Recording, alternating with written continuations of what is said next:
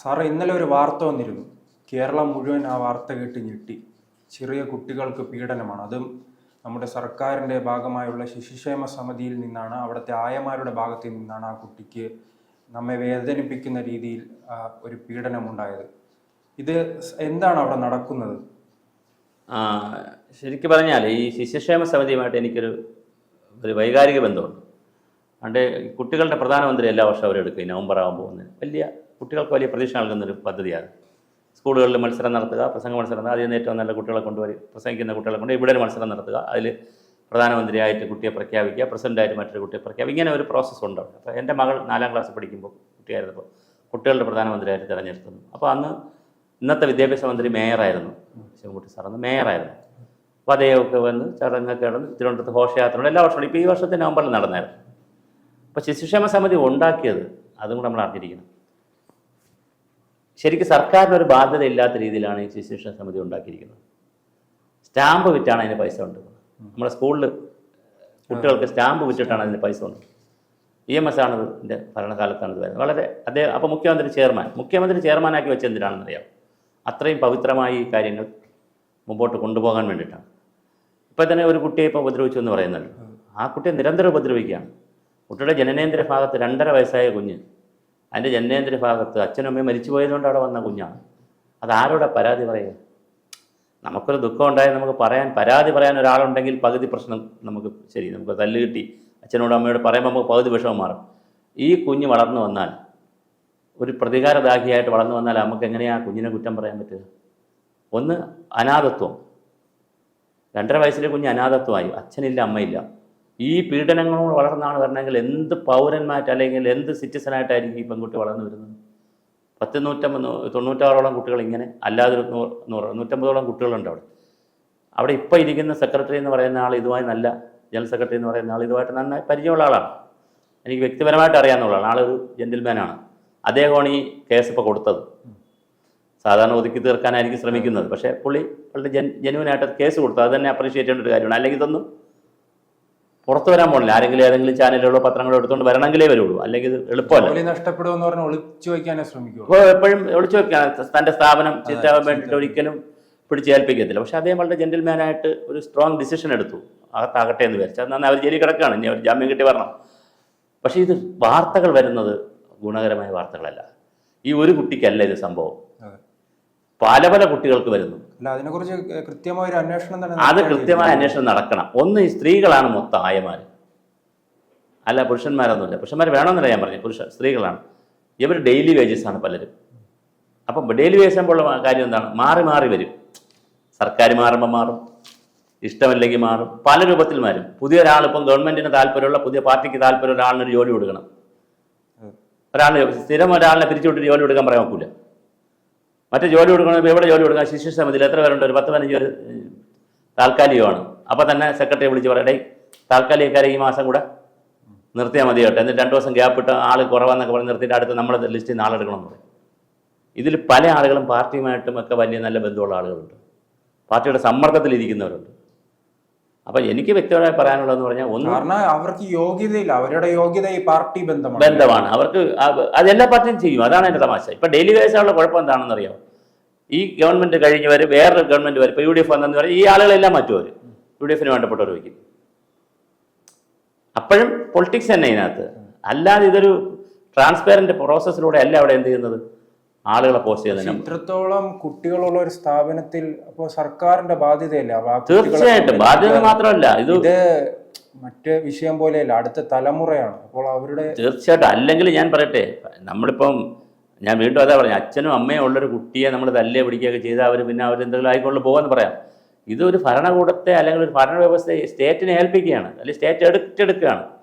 State എന്ന് പറഞ്ഞാൽ ചെറിയ സാധനമല്ല. അപ്പോൾ സ്റ്റേറ്റ് ഏറ്റെടുക്കുകയും അവിടെ ഏറ്റവും മനോഹരമായ എന്ത് ചെയ്യാൻ വേണം, ഒരു സംവിധാനം കൊടുക്കാൻ വേണ്ടി. പണം മാത്രം കിട്ടിയതുകൊണ്ട് കാര്യമില്ല, അവർക്ക് പണം കിട്ടുന്നുണ്ട്. കാരണം സാമ്പത്തിക പ്രതിസന്ധി വലുതായിട്ടില്ലെന്നാണ് ഞാൻ മനസ്സിലാക്കുന്നത്. കാരണം ഈ സ്റ്റാമ്പ് വിറ്റും പല രൂപത്തിൽ അവർ പൈസ കിട്ടുന്നുണ്ട്. പക്ഷേ ഇതൊരു വലിയ പ്രശ്നമാണ്. അപ്പോൾ അവിടെ വരുന്ന പൊളിറ്റിക്കൽ അപ്പോയിൻമെൻ്റ് അങ്ങ് നിർത്തണം. എല്ലാ പാർട്ടികളോടാണ് പറയുന്നത് കേരളത്തിൽ, അല്ലാതെ ഭരണകക്ഷിയോടല്ല ഞാൻ ഈ പറയുന്നത്. ഭരണകക്ഷി, പ്രതിപക്ഷി, ഏത് കക്ഷിയായാലും അധികാരത്തിൽ വരുമല്ലോ. മാറി വന്നല്ലോ, അവരും വന്നല്ലോ മാറി. അപ്പോൾ വരുന്നവർ ആ ശിശു സമിതി എന്ത് ചെയ്യണം? സ്വതന്ത്രമായൊരു സ്ഥാപനമായിട്ട് അങ്ങ് വിടണം. ഒന്ന്. പ്രൊഫഷണൽ ആളുകളെ അവിടെ വെക്കാവൂ. 2, ഇനി ആരെങ്കിലും വെച്ച് കഴിഞ്ഞാൽ അവർക്ക് നല്ല പരിശീലനം കൊടുക്കണം. നല്ല പരിശീലനം കൊടുക്കണം, ചെറിയ പരിശീലനമല്ല.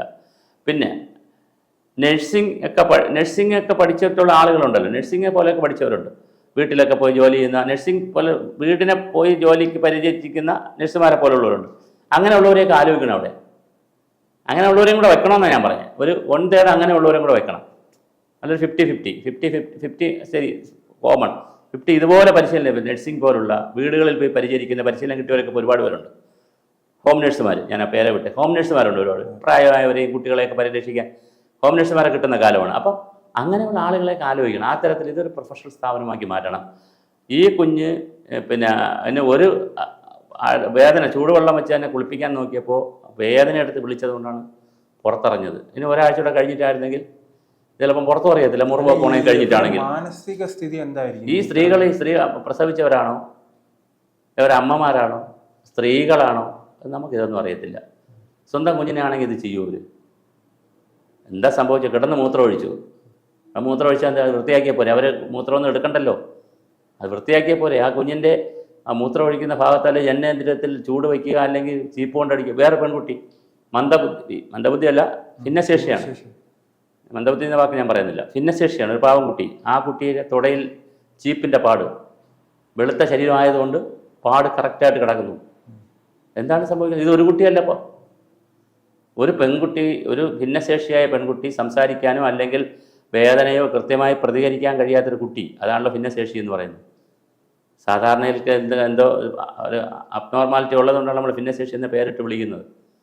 അപ്പോൾ സമൂഹം പോലും വികലാംഗരെന്ന് പറഞ്ഞിരുന്ന പേര് പോലും നമ്മൾ മാറ്റി അവരെ ഭിന്നശേഷി എന്നുള്ള നിലയിൽ അവരെ അടുപ്പിച്ച് നിർത്താൻ, നമ്മളോടൊപ്പം ചേർത്ത് നിർത്താനാണ് പൊതുസമൂഹം ശ്രമിക്കുന്നത്. സർക്കാരുകൾ തന്നെയാണ് ഈ പേരിട്ടത്. അങ്ങനെ അടുത്ത് നിർത്താൻ ശ്രമിക്കുമ്പോഴാണ് ഇവിടെ സർക്കാരിൻ്റെ തന്നെ ഒരു സ്ഥാപനത്തിൽ 2 സ്ത്രീകൾ വന്നിരുന്നിട്ട് ചീപ്പ് കൊണ്ട് ആ പെൺകുട്ടിയുടെ കാലിലടിക്കുന്നു. എന്ത് ശിക്ഷാ നടപടിയാണ്? ഇനി വേറൊരു സ്ത്രീ വന്നൊരു ചാനലിൽ പറഞ്ഞിട്ടുണ്ട്, അവരിത് ഇടയ്ക്കിടയ്ക്ക് ഈ കാര്യങ്ങൾ മറ്റുള്ളവരുടെ ശ്രദ്ധപ്പെടുത്തപ്പം സെക്രട്ടറി അറിയരുത്, അല്ലെങ്കിൽ അഡ്വൈസറി ബോർഡ് അറിയരുത്. ഇവർ ഈ സ്ത്രീകളുടെ ഇടയിൽ തന്നെ ഇത് എന്ത് ചെയ്യണം? അവർ ചിലപ്പോൾ ഇനി അന്വേഷണം നടത്തി പല കുട്ടികളടുത്തും ചോദിക്കുമ്പോഴായിരിക്കും ഇതിന്റെ ഞെട്ടിക്കുന്ന വിവരം വരുന്നത്. അപ്പം ഇവർ ഈ സ്ത്രീകളുടെ ഇടയിൽ തമ്മിൽ പറഞ്ഞ് അങ്ങ് നിർത്തിയാണ്. നീ എന്തിനടി അവിടെ ജോലി കളയിക്കണം എന്ന് പറഞ്ഞ് ഇവർ തമ്മിലൊരു കോംപ്രമൈസ് ഉണ്ടാക്കി അതിനകത്ത് കളിക്കുകയാണ്. ഇതിപ്പോൾ വിഷയം വലുതായപ്പോഴാണ് ഇദ്ദേഹത്തിന് ഇടപെടേണ്ടി വരുന്നത്. ജനറൽ സെക്രട്ടറി എന്ന് പറയുന്ന ആളിന് ഇടപെടേണ്ടി വരുന്നത്. അപ്പോൾ വളരെ മനോഹരമായി പോകേണ്ട ഒരു സ്ഥാപനം, സാമ്പത്തികമായി വലിയ പ്രതിസന്ധി ഇല്ലാത്തൊരു സ്ഥാപനം, നഗരത്തിൻ്റെ ഹൃദയത്തിലിരിക്കുന്ന സ്ഥാപനം, ഒരുപാട് സൗകര്യങ്ങളുള്ള സ്ഥാപനമാണ്. അപ്പോൾ അതിനെ ഭംഗിയായി കൊണ്ടുപോകാനുള്ള ആയമാരും കൂടി ശ്രമിക്കണ്ടേ? അത് സ്ത്രീകളല്ലേ. ഒരു കാരണവശാലും എന്ത് ചെയ്യാൻ പാടില്ല, ഇത് പൊറുക്കാൻ പാടില്ല.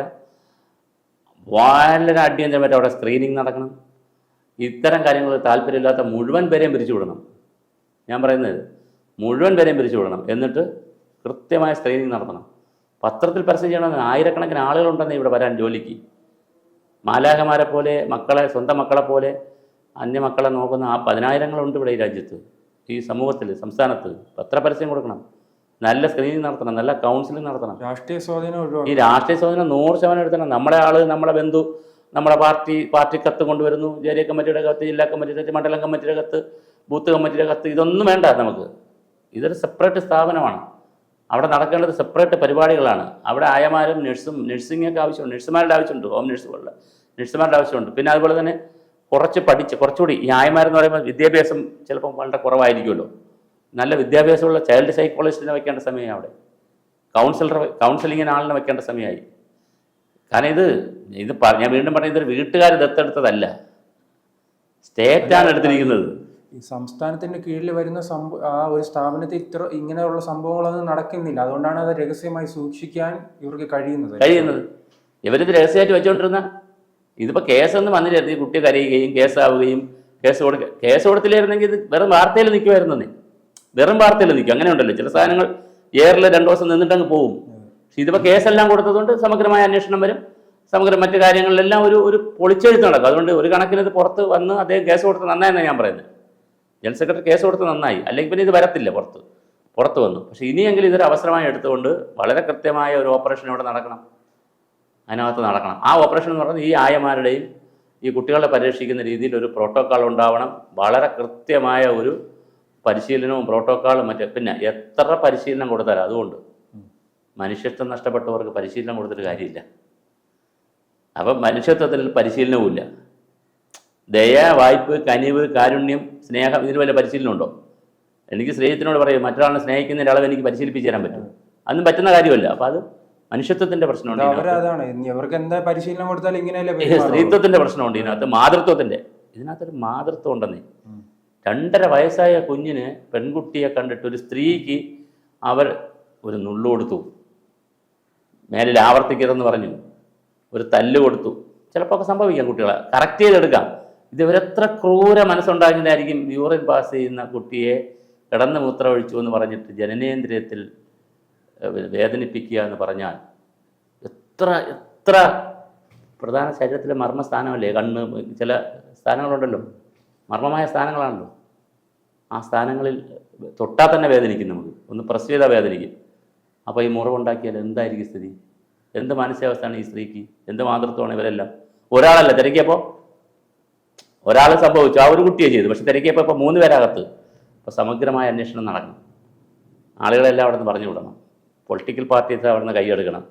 അത് കുറച്ചുകൂടെ പ്രൊഫഷണലായിട്ട് ആ സ്ഥാപനത്തെ കൊണ്ടുപോകാനുള്ള നടപടികളാണ് എടുക്കുക. അതനുസരിച്ചുള്ള വൈവിധ്യവൽക്കരണം, വിവിധ തരത്തിലുള്ള സ്റ്റാഫുകളും, ഞാനീ പറഞ്ഞ സൈക്കോളജിസ്റ്റ്, പിന്നെ കൗൺസിലർ, ഹോം നേഴ്സിനെ പോലുള്ള ആളുകൾ, വ്യത്യസ്തമായ ആളുകളെ പോസ്റ്റ് ചെയ്യണം, വിദ്യാഭ്യാസമുള്ളവരെയും പോസ്റ്റ് ചെയ്യണം.